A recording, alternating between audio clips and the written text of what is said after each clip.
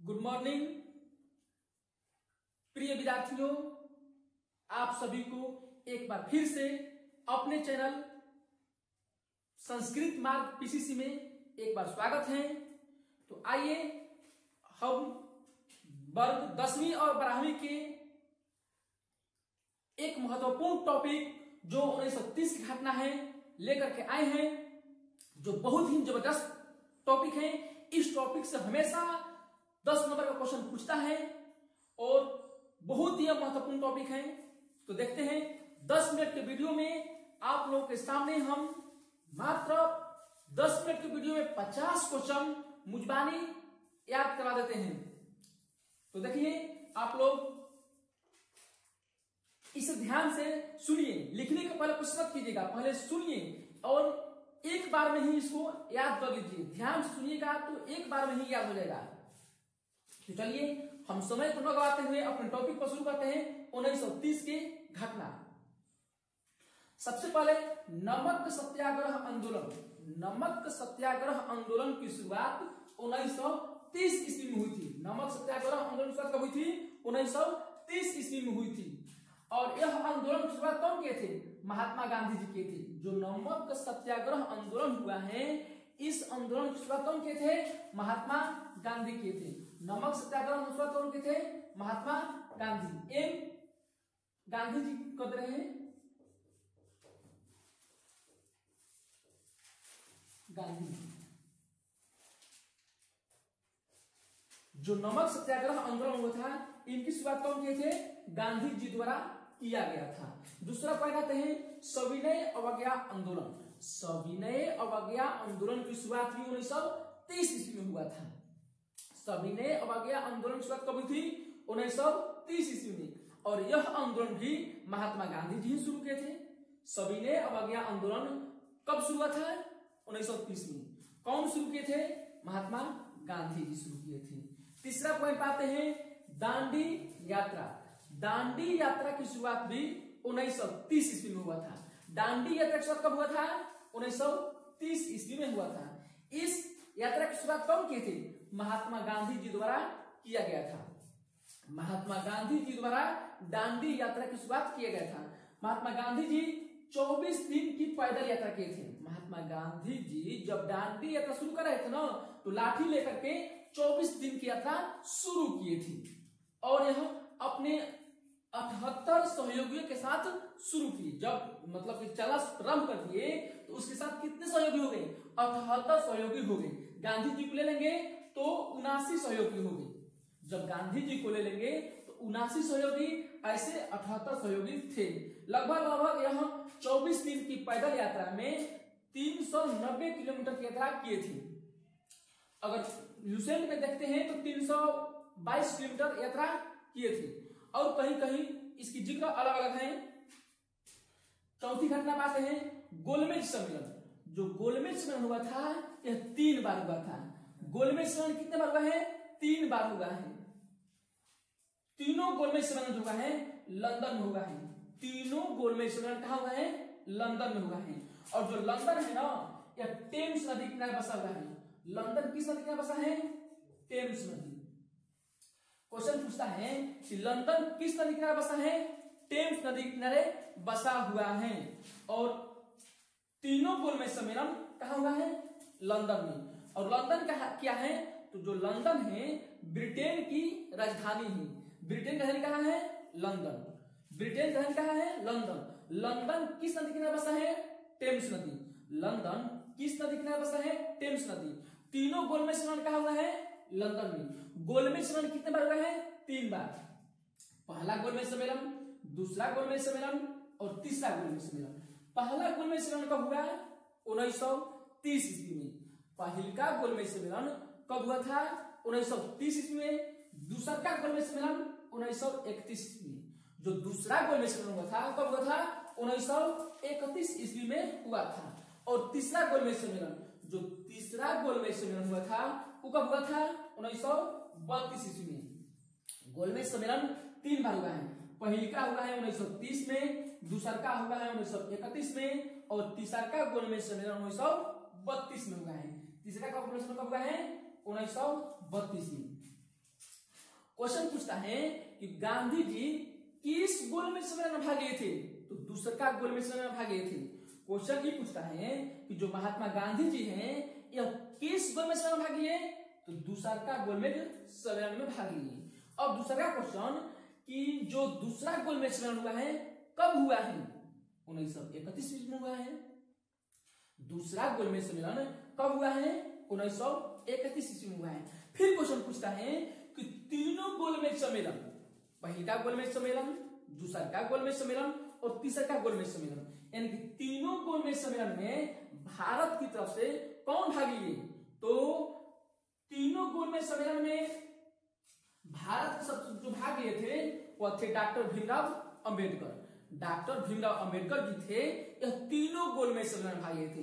Question हमेशा पूछता है कि भारत की ओर से तीनों गोलमेज सम्मेलन में भाग लेने वाले व्यक्ति कौन थे, तो डॉक्टर भीमराव अंबेडकर जी थे। गांधी जी किस गोलमेज सम्मेलन में भाग लिए, तो दूसरा गोलमेज सम्मेलन में भाग लिए। दूसरा गोलमेज सम्मेलन कब हुआ था, 1931 ईस्वी में। जो डॉक्टर भीमराव अंबेडकर है ना, इसे हम संविधान के पिता भी कहते हैं। संविधान के पिता कौन है, डॉक्टर भीमराव अंबेडकर। संविधान को लिखने में कितना दिन समय लगा था, 2 वर्ष 11 महीना 18 दिन।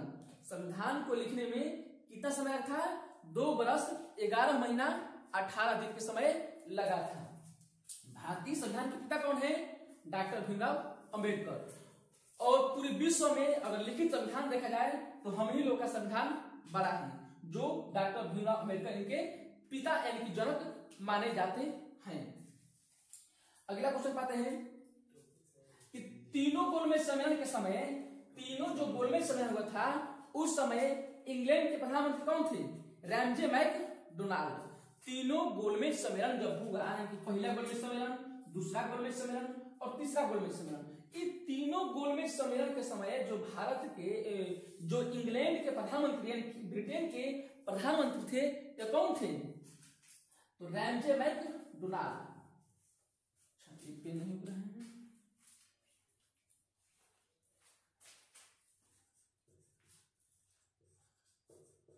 Ramsay McDonald.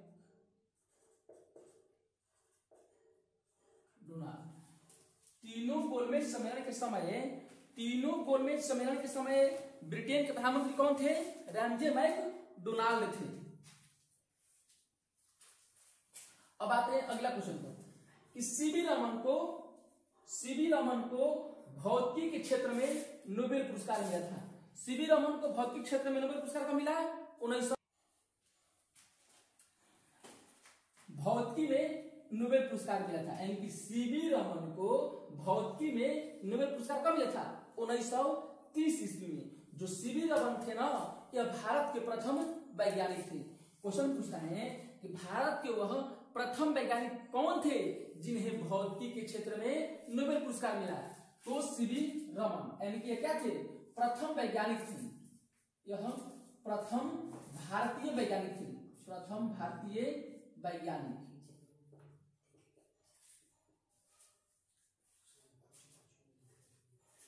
प्रथम भारतीय वैज्ञानिक कौन थे जिन्हें नोबेल पुरस्कार मिला, तो सीवी रमन। सीवी रमन को नोबेल पुरस्कार कब मिला था, 1930 ईस्वी। यह प्रथम व्यक्ति नहीं थे, भारत के प्रथम व्यक्ति नहीं थे, यह भारत के प्रथम भारतीय वैज्ञानिक थे। वैज्ञानिक कहेंगे तो आ जाएंगे सीवी रमन, लेकिन प्रथम व्यक्ति कहेंगे तो आ जाएंगे रविंद्रनाथ टैगोर। अगर हम पूछे कि भारत के प्रथम व्यक्ति कौन थे जिन्हें नोबेल पुरस्कार मिला, तो रविंद्रनाथ टैगोर लिख देते हैं यहां पर, रविंद्रनाथ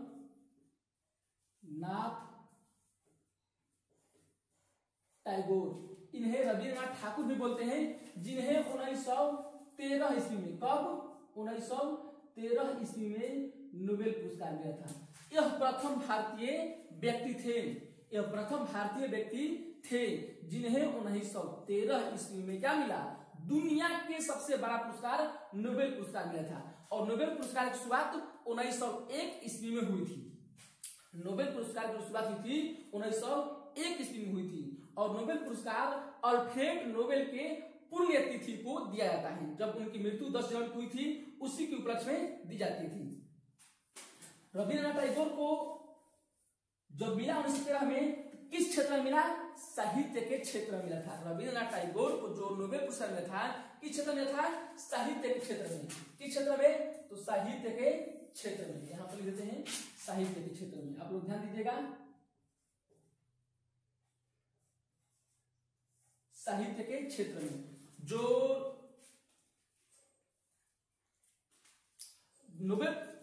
रविन्द्रनाथ टैगोर हैं, इनको किस क्षेत्र में नोबेल पुरस्कार मिला है? तो साहित्य के क्षेत्र में नोबेल पुरस्कार मिला है। और साहित्य में क्या किए थे?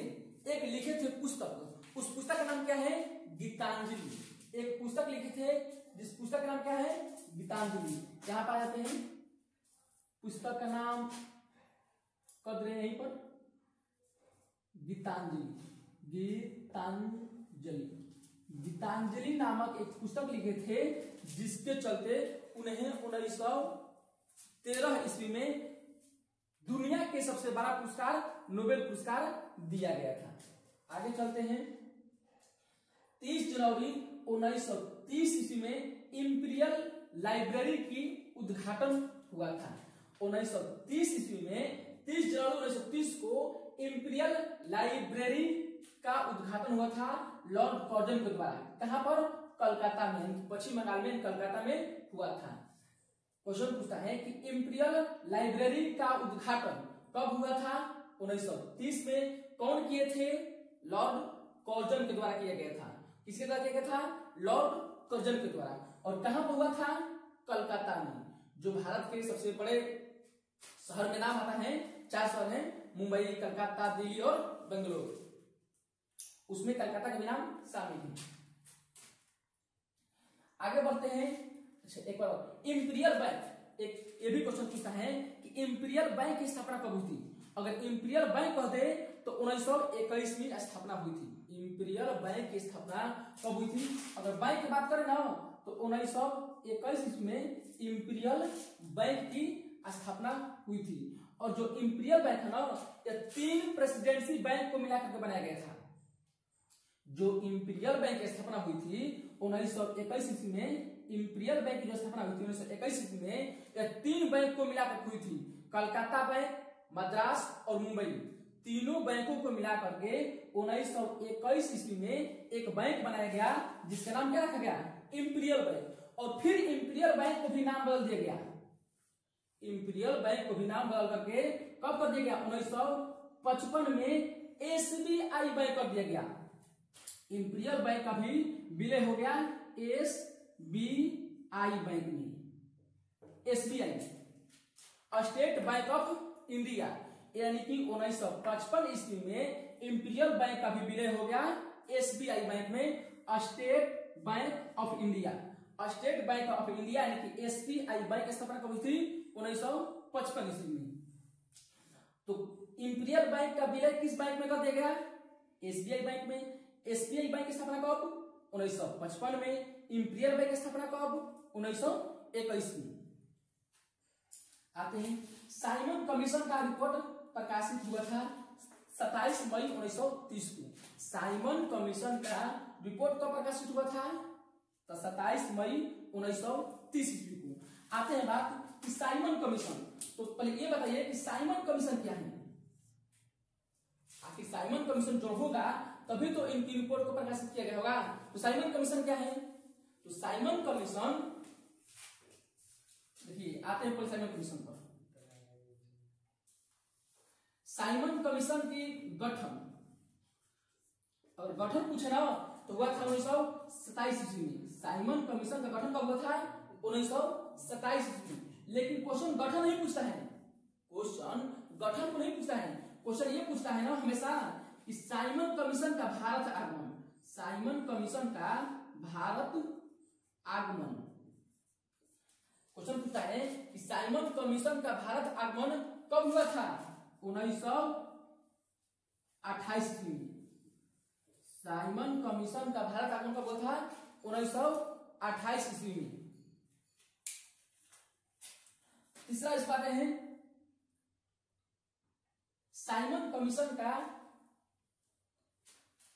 भारत आगमन कब हुआ? 1928 में। लेकिन जब साइमन कमीशन आता है ना, इसमें 7 सदस्य थे। साइमन कमीशन में कितने सदस्य थे? 7 सदस्य। पूछता है कि साइमन कमीशन में कितने सदस्य थे? तो 7 सदस्य थे। सदस्य की संख्या सदस्य साइमन कमीशन में कितने सदस्य थे? 7 सदस्य। साइमन कमीशन में कितने सदस्य थे? तो 7 सदस्य थे। फिर क्वेश्चन पूछता है कि 7 सदस्य अंग्रेज थे। साइमन कमीशन के जो 7 सदस्य थे ना, 7 क्या थे? अंग्रेज थे, जिसके चलते इन्हें व्हाइट मैन कमीशन भी कहा जाता है। साइमन कमीशन को क्या कहते हैं? व्हाइट मैन कमीशन भी कहा जाता है। साइमन कमीशन को व्हाइट मैन कमीशन क्यों कहते हैं? क्योंकि यह 7 सदस्य अंग्रेज थे। साइमन कमीशन के जो 7 सदस्य थे, 7 अंग्रेज थे।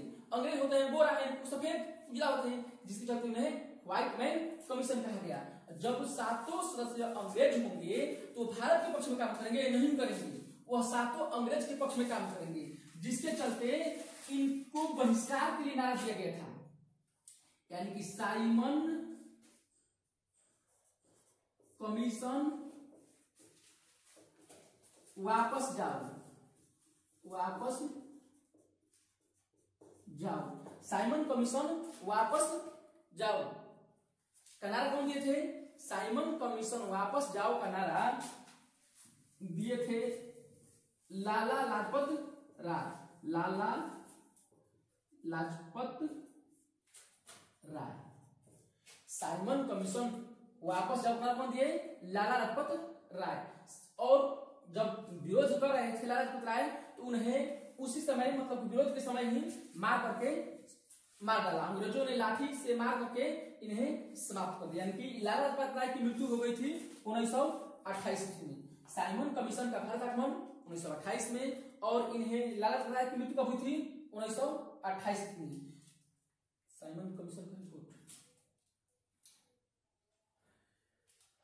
अब आते हैं, एक बार फिर से जितना चीज पढ़े हैं हम लोग इसको रिवीजन कर लेते हैं। 2 मिनट में मात्र पूरी रिवीजन कर लेंगे। तो चलिए देखते हैं 2 मिनट के वीडियो में जितना हम लोग पढ़े हैं उसको पूरा क्या कर लेंगे? रिपीट कर लेते हैं, रिवीजन कर लेते हैं। चलिए सबसे पहले 1930 में तो नमक सत्याग्रह आंदोलन की शुरुआत कब हुई थी? 1930 ईस्वी में।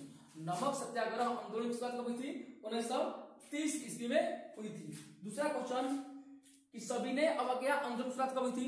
सविनय अवज्ञा आंदोलन की शुरुआत हुई थी 1930 में। और दांडी यात्रा की शुरुआत भी हुई थी 1930 में। दांडी यात्रा, सविनय अवज्ञा आंदोलन और नमक सत्याग्रह आंदोलन, तीनों आंदोलन की शुरुआत महात्मा गांधी जी के द्वारा किया गया था। गोलमेज सम्मेलन कहाँ हुआ है? लंदन में। गोलमेज सम्मेलन कितने बार हुआ है? 3 बार। तीनों गोलमेज सम्मेलन कहाँ हुआ है? लंदन में। लंदन किस नदी किनारे बसा है? टेम्स नदी किनारे। ब्रिटेन की राजधानी कहाँ है? लंदन। पहला गोलमेज सम्मेलन कब हुआ? 1930 में। दूसरा गोलमेज सम्मेलन कब हुआ? 1931 में। तीसरा गोलमेज सम्मेलन कब हुआ? 1932 में। तीनों गोलमेज के सम्मेलन के समय जो इंग्लैंड के प्रधानमंत्री थे, यानी कि ब्रिटेन के प्रधानमंत्री थे, कौन थे? Ramsay MacDonald. तीनों गोलमेज सम्मेलन के समय ब्रिटेन के प्रधानमंत्री रैमजे मैकडोनाल्ड थे। और तीनों मतलब कि दूसरा गोलमेज सम्मेलन में कौन भाग लिए? गांधी जी। क्वेश्चन पूछता है कि गांधी जी किस गोलमेज सम्मेलन में भाग लिए? दूसरा गोलमेज सम्मेलन कब हुआ? 1931 ईस्वी में। और फिर क्वेश्चन पूछता है कि तीसरा गोलमेज सम्मेलन में भारत, मतलब कि तीनों गोलमेज सम्मेलन में भारत की तरफ से कौन भाग लिए? तो तीनों गोलमेज सम्मेलन में भारत की तरफ से डॉक्टर भीमराव अंबेडकर जी भाग लिए थे। और सीवी रमन को भौतिकी में नोबेल पुरस्कार मिला था। सीवी रमन को भौतिकी में नोबेल पुरस्कार कब मिला? 1930 में। किस क्षेत्र में? भौतिकी के क्षेत्र में। ये भारत के प्रथम वैज्ञानिक थे। भारत के प्रथम वैज्ञानिक सीवी रमन थे, जिन्हें 1930 में नोबेल पुरस्कार मिला। ये भारत के प्रथम व्यक्ति नहीं थे। भारत के प्रथम व्यक्ति कहेंगे ना तो रविन्द्रनाथ टैगोर जी थे। भारत के प्रथम व्यक्ति रविन्द्रनाथ टैगोर जी थे। उन्हें 1913 ईस्वी में नोबेल पुरस्कार मिला था। दुनिया के सबसे बड़ा पुरस्कार मिला था और साहित्य के क्षेत्र में मिला था। जो रविन्द्रनाथ टैगोर जी हैं, उन्हें नोबेल पुरस्कार साहित्य के क्षेत्र में मिला था। और साहित्य में क्या किए थे? एक पुस्तक लिखी थे, जिस पुस्तक का नाम क्या था? गीतांजलि। गीतांजलि नामक पुस्तक के चलते रविन्द्रनाथ टैगोर को 1913 में साहित्य के क्षेत्र में नोबेल पुरस्कार मिला था। और 1930 में 30 जनवरी 1930 में इंपीरियल लाइब्रेरी की उद्घाटन लॉर्ड कर्जन द्वारा किया गया था। कहां पर? कलकत्ता में। और इंपीरियल बैंक की स्थापना हुई थी 1921 में। 3 बैंकों को मिलाकर के 3 प्रेसिडेंसी, कलकत्ता, बॉम्बे और मद्रास बैंक को मिलाकर के इंपीरियल बैंक की स्थापना की गई 1921 में। और इंपीरियल बैंक का नाम बदल करके एसबीआई बैंक कर दिया गया 1955 में, स्टेट बैंक ऑफ इंडिया। 1 अप्रैल 1955 में एसबीआई बैंक की स्थापना हुई थी। और साइमन कमीशन का रिपोर्ट प्रकाशित हुआ था 27 मई 1930 ईस्वी को। क्वेश्चन पूछता है कि साइमन कमीशन का गठन कब हुआ? 1927 ईस्वी में। साइमन कमीशन का भारत आगमन 1928 ईस्वी में। साइमन कमीशन में कितने सदस्य थे? 7 सदस्य। साइमन कमीशन को किस नाम से जाना जाता है? तो व्हाइट मैन कमीशन के नाम से जाना जाता है। क्यों जाना जाता है? क्योंकि 7 के 7 सदस्य अंग्रेज थे। और साइमन कमीशन जो अध्यक्ष थे कौन थे? सर जॉन साइमन थे। साइमन कमीशन का अध्यक्ष सर जॉन साइमन थे। साइमन कमीशन वापस जाओ नारा कौन दिए थे? लाला लाजपत राय 1928 में दिए थे नारा। और 1928 में ही मतलब लाठी से अंग्रेजों ने मारकर इनकी मृत्यु कर दिया। इतना मारा, सर पर मार दिया कि इनकी मृत्यु हो गई। दोस्तों, तो अगर मेरी वीडियो अच्छी लगी हो तो आप लोग दोस्तों विद्यार्थियों, अगर मेरी वीडियो अच्छी लगी है तो आप लोग मेरे वीडियो को पसंद कर रहे होंगे तो इस वीडियो को लाइक करें और मेरे चैनल को सब्सक्राइब करें।